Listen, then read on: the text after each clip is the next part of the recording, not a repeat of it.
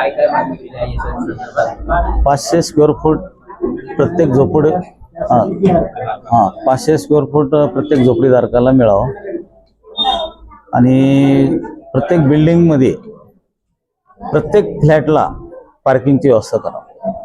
हां पार्किंगची व्यवस्था करावं त्यांनी. हां साधारणतः किती घरं आहेत इथं, म्हणजे पात्र किती आहेत? आता 1876 काहीतरी पात्र आहे असं चाललेलं आहे. बाकीचे जे आहेत मतदार यादीनुसार जर गेलो आपण, काही मुलं आहेत घरांमध्ये, त्या हिशोबाने गेलं तर एक 4,500-5 हजार घरं होतील.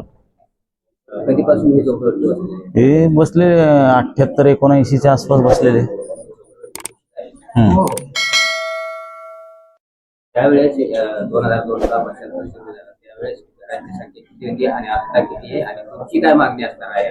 आमची मागणी 500 स्क्वेअर फुटाचीच राहणार आहे. हां 500 स्क्वेअर फूट, कारण आपले मुख्यमंत्री साहेबांनी शब्द दिलेला आहे आणि जर समजा त्यांना जर वाटत असेल की धारावी झोपडपट्टीला दिलंय, मग आम्ही मागतोय, जर प्रायव्हेट एजन्सी आहे ती एजन्सी त्यांनी हिथं पाठवावं, त्या एजन्सीच्या माध्यमातून त्यांनी काम करून द्यावं, पण 500 स्क्वेअर फुटच द्यावं.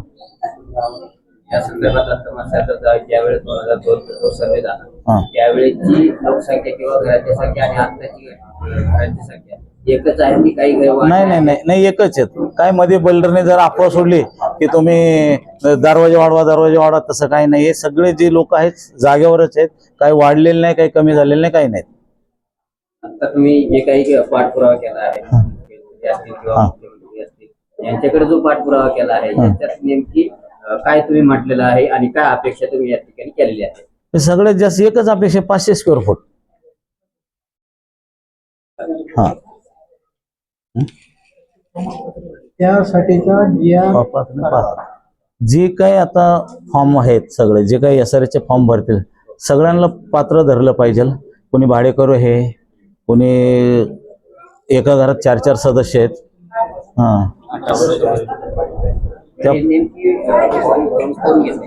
आता काय आहे, अजून फॉर्म काय व्यवस्थित भरायचं चालू नाहीये. हे उगा फक्त अफवा चालू आहे. त्या अफवेमधून आम्ही बी काय केलं की तर 500 स्क्वेअर फूट मंजूर व्हावं सगळ्यांना व्यवस्थित.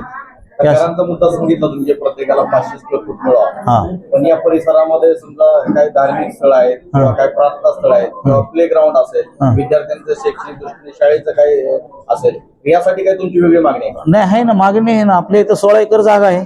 त्या 16 एकर जागेत सगळं व्यवस्थित बसू शकते. त्यात काय काय असावं असं वाटतं? त्यात म्हणजे आणि जो ह्या झोपडपट्टीत राहतो, जो सध्या अस्तित्वात आहे, त्याला प्रत्येकाला घर हे मिळालंच पाहिजे. या दृष्टिकोनातून पहिली मागणी आपली आहे. आणि हे मागणी करत असताना